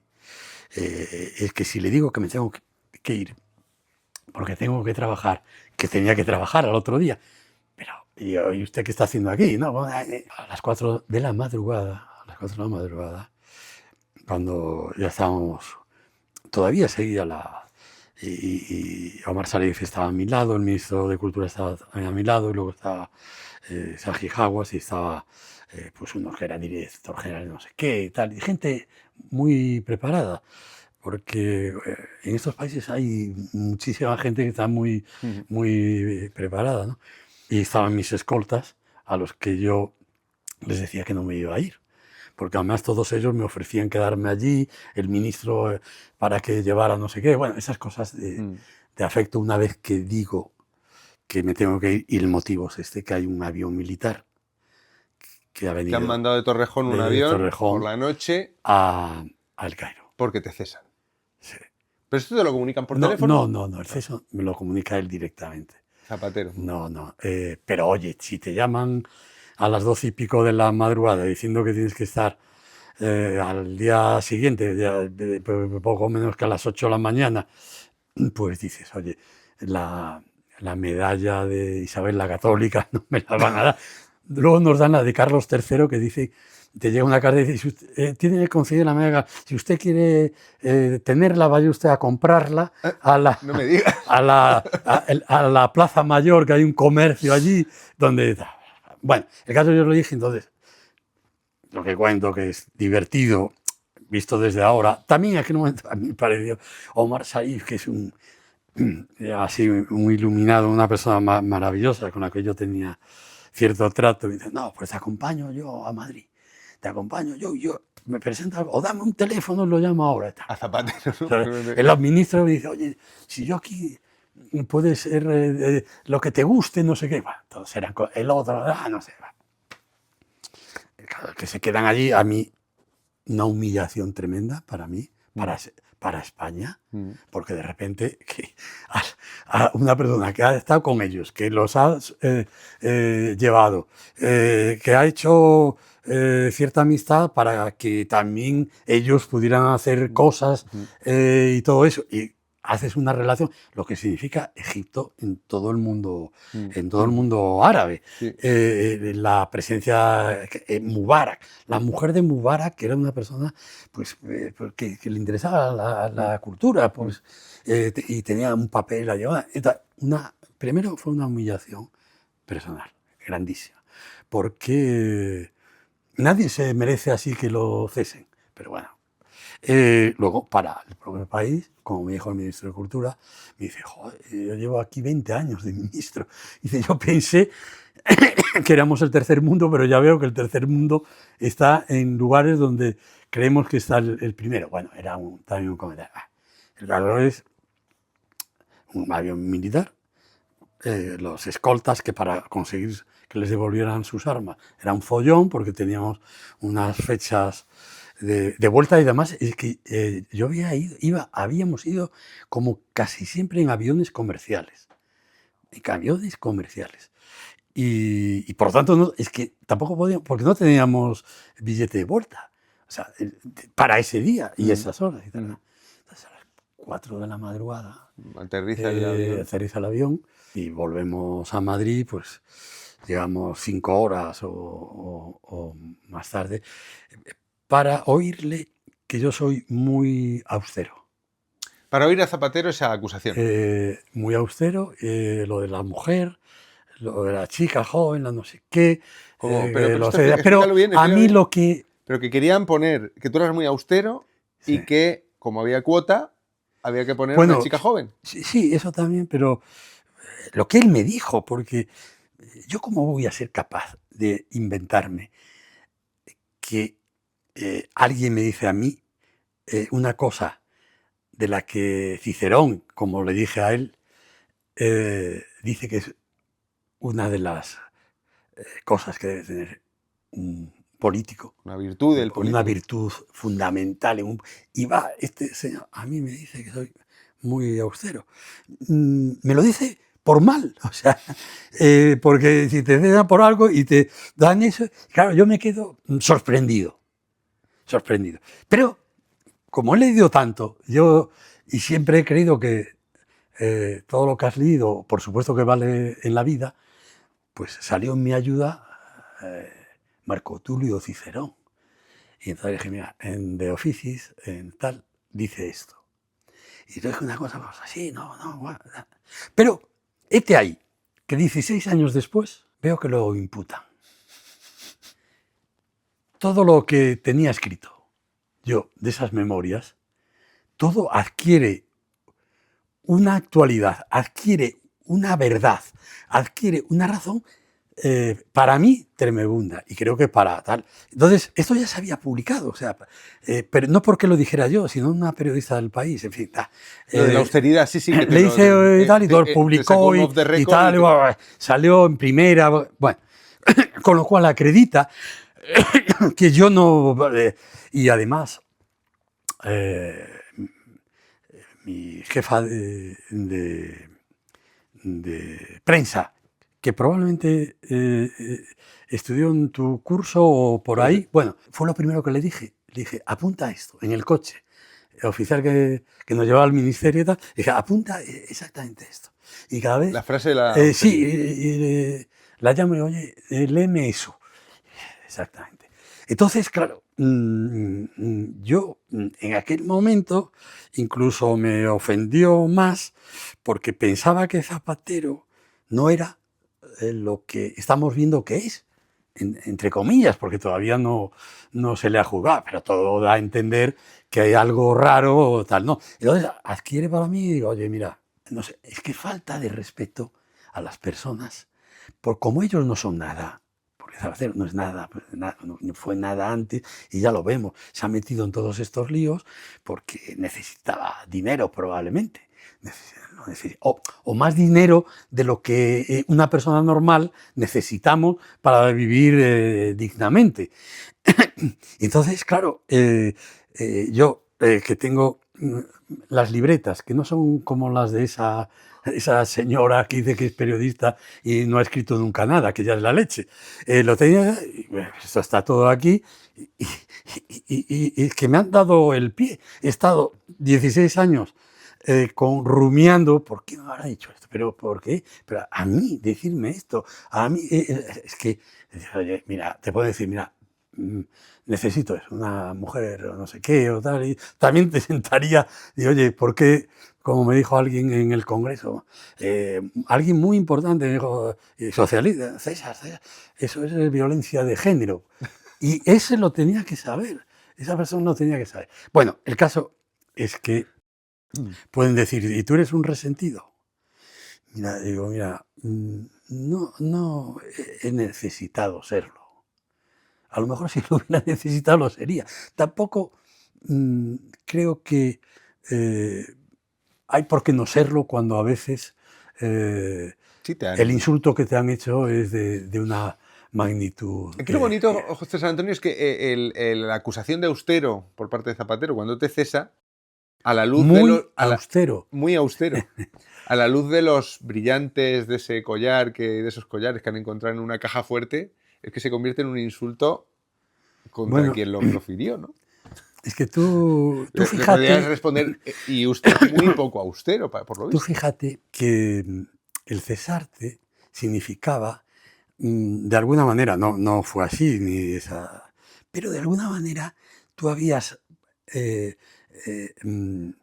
puesto encima de la mesa todo tu currículum. Todo tu currículum estaba encima de la mesa por la causa. Hombre, también te nombra al ministro, es cierto, pero estaba por la causa, porque tú siempre has pensado, has votado, sigo diciendo que yo soy socialista y socialdemócrata. Podría decir otra cosa, probablemente me beneficiaría más, ¿no? Yo siempre sigo diciéndolo, pero no sanchista, no tengo nada que ver con esta gente. Esta gente viene de otro mundo, de Marte o de Júpiter, no lo sabemos. Pero pones todo encima de tu mesa y de alguna manera, al cesarte, que siempre en algún momento te tienen que cesar, o otra gente llega hasta el final de la legislatura, de las elecciones, y ya está cesado automáticamente. Pero y es como a ellos les da igual, no son nada, ni tienen nada, pues que tú hayas arriesgado todo eso y lo hayas puesto ahí, pues no significa nada. O sea, y que además tengan la desfachatez de decirte eso a mí. Y pensar que nosotros, que sabemos, Federico Jiménez Los Santos, un gran amigo de muchísimos años, cuando me nombraron a mí, por el afecto que me tenía, dijo, al menos el primero que sabe, de todos ellos, que sabe leer y escribir. Para mí es la mayor... el mayor elogio que pero jamás por ha eso hecho. mismo, pero todo eso lo pones ahí y es como si te lo tiraran a la cara y tal. Entonces, pensar que nosotros, tarde o temprano, nos lo íbamos a callar, era mucha confianza en nosotros. Yo me he estado callado. Ha pasado esto, y yo ya no me siento que le tenga que guardar ninguna fidelidad, ni mucho menos. Me he sentido, en ese sentido, totalmente liberado. Bueno, ya de Sánchez, tú lo sabes, todo lo que llevo escribiendo y tal. Pero en este sentido, también para decir que la mala educación, que no hemos sabido convertirla en buena educación del país, porque sigue siendo un país mal educado, y la falta de respeto hacia las personas y hacia la gente. Y esta gente, pues te cojo, te tiro, te dicen, oye, tienes que cambiar, no te preocupes, tal, no sé qué, y luego hacen lo que les da la gana. Y Zapatero tenía una cosa que no ha tenido después ni Rajoy ni Sánchez, que han sido fieles a sus ministros y los han mantenido a no tener un follón, tal. Pero Zapatero era de... Zapatero pensaba que si hacías un cese, si había algún follón, pues evidentemente ese cese y ese nombramiento aplacaba a los perros, ¿no? Como se ha llamado muchas veces de la prensa, porque se les daba otra comida y entonces hizo ceses por aquí y por allá, a nombrar a una ministra de Exteriores que no había aprobado las oposiciones a diplomática, a otra que pasa revista a las tropas embarazadas, y tal, que me parece muy bien, pero que no lo hace por ello, sino que lo hace por... O sea, una serie de cosas que fue haciendo y cuando me tocó a mí, pues tal. Yo tenía donde volver. Aquí estoy después de 16 años, entrevistado por ti, que para mí, vuelvo a repetir, es un honor. Y yo no es... hoy, al verlo subir las escaleras de la audiencia, me dio tristeza. No lo digo así por... Me dio tristeza. Me dio tristeza por haber sido un colaborador suyo. Me dio tristeza por España, por la mala imagen de España, después de toda la maravillosa imagen que teníamos, la mala imagen de España. Leyendo los periódicos extranjeros, los grandes periódicos, yo qué sé, Le Monde, Times, New York, en fin, y ver, claro, el presidente que está subiendo la audiencia. Luego, la CIA de TVO, que se montaron aquí para cargarse a la Guardia Civil, a los jueces, una cosa terrorífica. Me dio tristeza porque en el fondo pensamos que nuestra generación había triunfado, que había logrado que este país, a lo mejor no al 100%, pero al 60%, que ya era muchísimo, o 62, habíamos conseguido cambiarlo. Y eso, ya no nos volvíamos a pegar, que habíamos colaborado entre todos, y habíamos sacado esto adelante, que los temas de corrupción siempre los veíamos que eran cosas del franquismo, de la derecha, o sea, lo veíamos una cosa, bueno, que eso, la izquierda... bueno, y eso, Felipe tuvo era, lo suyo, también. Podría hacer otras cosas, pero digo eso, que Felipe tuvo Filesa y claro, todo. Claro, y hay que pensar que un vicepresidente de Aznar todavía sigue en juicio y ha pasado por la cárcel. Oye, era vicepresidente y fue juzgado y tal y cual. Y que yo sepa, no se acometió las cosas que se están acometiendo otros ahora para que esos jueces lo dejaran en libertad, sigue ahí, y presidente del Banco Mundial, nada menos, y sigue ahí juzgado, y sigue entrando y saliendo de los juzgados y tal, todo un vicepresidente que prácticamente era el que realmente mandaba, y que su etapa en Hacienda y Economía, no sé si estaban juntos, separados, no me acuerdo ahora, no fue mala, pero se le fue la mano, o se le fue tal. Entonces, es una tristeza. Yo no, primero porque yo no le deseo el mal a nadie, como supongo yo que todo el mundo. Eso ya para empezar. Pero en segundo lugar, es una mancha que nos afecta. Como el hombre este que dice que todos los ministros recibían regalos y tal.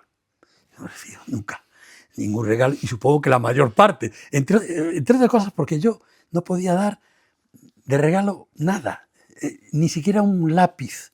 Un lapicero sería comprado en la calle porque no tenemos dinero, no tenía presupuesto, no hay. Hombre, hay los 5 o 6 ministerios que manejan unos presupuestos tremendos, allá ellos con su historia. Pero echar esa mancha todavía es peor. O sea, todavía es que para defenderse están manchando todo lo demás. Pero es que es terrible. Bueno, el caso es que tristeza y una sensación de fracaso. Yo, en cambio, siento cierto alivio al ver a un expresidente subir esos escalones, porque pienso Sí, que que la peor justicia, sería, que sí, que sí. peor sería, y de hecho, peor sería no saber. No. Porque además, todas esas tonterías que dicen, bueno, tonterías más que lawfare y tonterías, tal. del juez, o sea, vamos a ver, yo estudio Derecho, mi suegro fue magistrado, mi padre y mi familia son de abogados, o sea, yo algo conozco de la... Y eso de que el cargo te hace, o sea, un abogado, los hay malos también, pero sobre todo los jueces, el cargo les da una impronta que no van a tergiversar, o se podrán equivocar, pero no tergiversar. Y luego, hay no sé cuántas causas, 20, 30, 40, hay 20 y tantos jueces, 30, ponerse todos de acuerdo, Sí. ser todos de derecha o de extrema izquierda. Joder, oye, este es un país donde hay gente de derecha, de izquierda, de socialista, no socialista. O sea, afortunadamente hay de todo, ¿no? ¿A quién se le ocurre decir semejante cosa? La gente de la UCO vive y cobra por hacer su trabajo. Y su trabajo es resolver estos asuntos. Pero van a ser... Toda la Guardia Civil va a ser de derechas, toda la policía va a ser de derechas. A mí me parece todo el ejército de derechas, gente que habla idiomas, que se relaciona con todas las policías europeas, que están las asociaciones internacionales, que el ejército está en la OTAN, que colabora con los grandes ejércitos europeos, el inglés, el francés, el alemán, bueno, los alemanes que llegarán otra vez a hacerlo. Y oírle a alguien, a la portavoz del gobierno, es infinitamente peor que la alegría. O sea, yo echo de menos a la alegría, porque sus mentiras, además se ponía así un poco colorada y tal, y bueno, pues ella misma sabía que estaba, pero esta que es de los Sanfermines y no sé qué, pues que le da igual correr delante de un toro que de 20 y unas cosas alucinantes. Es que la democracia nos ha hecho idiotas. Pues es que éramos más listos durante el franquismo, que nos azotaban y no sé qué y tal, y entonces la democracia nos ha ido haciendo tan idiotas que tenemos que mirar atrás y decir, oye, es que nos hemos equivocado, en qué momento estamos, pero alguien puede pensar que los españoles somos tan idiotas, analfabetos, que podemos creer que todos los jueces que están juzgando estas causas se han reunido, no sé, en Tarazona, por decir, o no sé qué, para tal, y que además son todos de derechas. Es que, pero es cierto lo que tú dices, que afortunadamente esa subida también, por otra parte, entristece a mí y supongo que a mucha gente, porque hace un mal favor al país, pero que al menos esas columnas que están carcomidas por las termitas todavía resisten y todavía aguantan y todavía son capaces de funcionar. Pero ya digo, el esfuerzo que hemos hecho nuestra generación y todo eso es un poco triste. Bueno, antes de irnos, este canal tiene una norma estricta, que es la última pregunta la hace la voz en off, José. Encantado. Yo te quería preguntar, César Antonio, por el Zapatero de después de ser presidente, porque hemos hablado de si el sanchismo favorece a Zapatero o Zapatero favorece al sanchismo, pero hay otra figura clave en la izquierda que ha estado muy cerca de Zapatero y en ciertos momentos fundamentales, como que ha ayudado, ha intercedido con los nacionalistas, con la situación del país. Y te quería preguntar lo que has pensado tú o lo que piensas tú cuando has visto a Zapatero tan cercano a Pablo Iglesias. Pues, ¿qué quiere que te diga? pues era como un adelanto de lo que hablaba del fracaso, porque a una extrema izquierda tan terrorífica, tan analfabeta, que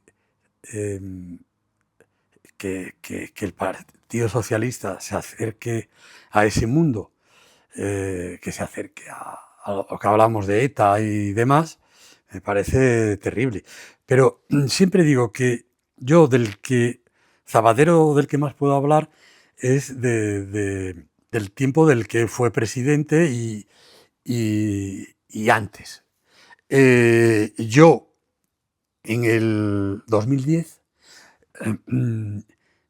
yo lo llamé para decirle que me iba del Parlamento, porque pensé que, hombre, no pasaba nada si me iba y se acabó la historia, pero pensé que le debía no sé, porque me había insistido que no me fuera, que me quedara, que no sé qué, que no sé cuándo, todas esas cosas que se dicen, porque yo creo que él luego debió de reflexionar y debió, por tonto que fuera, de darse cuenta. Pero bueno, yo conocía eso. A partir de ese año, del 10, no tuve más relación con él. Él se despidió, me dijo, gracias por llamarme, aquí tienes a un amigo. Se acabó. Pero yo hablo de lo cómo me cesó a mí. Pero a Caldera, yo no sé si es cierto, si esto lo ve o lo oye Caldera, pero Caldera le preguntó por qué lo había cesado. Con Caldera se llevaba fatal. También, por los temas también de Salamanca, porque él era diputado por aquella zona, no sé si era por Ávila, Salamanca, ¿verdad? Y claro, lo de los papeles de Salamanca y todos estos follones les afectaba a todos los que eran de ahí. Entonces, según se dice, yo no lo oí ni lo puedo ratificar, pero según se dijo en los que quedamos en aquella época allí, que le dijo, ¿por qué me has cesado? Si yo he hecho todo lo que tú me dijiste. Y Zapatero, según parece, le dijo, precisamente por eso. Precisamente por hacer lo que yo te dije. ¿Pero cómo? O sea, ¿hasta qué punto se puede llegar? Ya digo, yo no sé si es cierto o no. Desde luego tiene gracia. Supongo que a él no le haría mucha gracia. No sé si cambiarle mi cese por el suyo. Pero que todavía no he podido hablar con Caldera, que yo me llevaba muy bien con él. Era un buen tipo. En fin. Bueno, yo de estos 15 años no puedo ni poner la mano por él ni nada de nada. Para mí es una persona, por el tema del dinero es un poco distinto, un poco diferente. Yo creo que él ha dado muchos tumbos porque no se conformaba con los sueldos del Consejo de Estado, tal, que normalmente si te ofrecen una cosa de esas, oye, ya está y tal. Claro, si compras chalés que valen no sé cuánto, los pisos para las hijas, los hijos, no sé qué, si tal, y entonces llega un momento que, supongo yo, no lo sé. Pero entonces este personaje yo no lo traté ni lo conocí. ¿A Iglesias? No, a Zapatero, Al Zapatero de actual. No, a Iglesias yo creo que lo he visto una vez en mi vida y pero pues, en mala hora. Esa cercanía con Zapatero y esa cercanía Bueno, con esa Venezuela. cercanía con Zapatero es primero porque lo necesita. Ah, con Zapatero. Bueno, yo supongo que hay una gente de la izquierda y del Partido Socialista, y lo sabemos por lo que pasó en la guerra, pues que piensan que a lo mejor una de las alternativas del propio partido es tomar esa dirección. Y otros que pensamos que la dirección no es lo que hicieron en la guerra, pasándose al Partido Comunista, lo cual quería decir que era al estalinismo, porque el Partido Comunista, ¿qué era? Todos eran estalinistas, ¿no? Pero lo de Largo Caballero, pues hay muchos socialistas que optarían por eso. Y entonces Zapatero debió también de su imaginario, y en esa república imaginaria que muchos tienen, en la que piensan que toda la izquierda estaba unida y todo el mundo pensaba lo mismo. Afortunadamente, Azaña no pensaba lo mismo, no tenía nada que ver con el comunismo, con el stalinismo, que además Stalin traicionó a la República, o sea, vendiendo armas que no funcionaban, o sea, lo que sabemos, ¿no? Entonces yo supongo que Zapatero, en esa entelequia de él, pues pensó que a lo mejor un camino era este, y ese camino lo ha llevado Sánchez. Entre otras cosas, ya no por una cuestión ideológica, porque vio que los otros eran menos listos que él, infinitamente menos listos, y tontainas, y entonces que se los podía ir comiendo. Como se os A hacía. unos como una coterránea mía, que, como diría alguien, no lo voy a decir porque es muy... es divertido, pero no lo debo decir. Pues en fin. Y luego los otros todavía que siguen pensando que ese es el camino, que el camino es una revolución, que el camino es la violencia, el jacobinismo de siempre, ¿sabes? Y yo siempre he sido anti-jovinista, ¿no? Porque conozco las fosas de los guillotinados, he estado en algunas de ellas en París, y las cosas terribles que hicieron a gente que ni tenía presencia política, ni mucho. Entonces, yo supongo que ellos serían, en el tipo de la guerra, del largo caballero, y otros seríamos hazañistas. De Besteiro, ¿no? Y entonces, pues Zapatero debía estar en ese mundo. Desde luego no lo demostró mucho, porque no le dio tiempo, y vuelvo a repetir que él no era, por mucho que se diga, ni lo más mínimo extremista que ha sido Sánchez, que está siendo Sánchez, por creencia o por absorción de todo ese mundo que lo ha destruido también. ¿Y la posición de Zapatero con Maduro no ha sido, Bueno, habrá sido entonces por dinero o por creencia? Yo creo lo que hemos hecho con Venezuela... Que se sepa, una persona que no acusa a un país como Venezuela de dictadura y que la defiende diciendo eso, que todo el mundo ha votado, pero bueno, lo demás, que no ha hecho prácticamente nada por los presos políticos, porque no se sabe, o sea, nadie...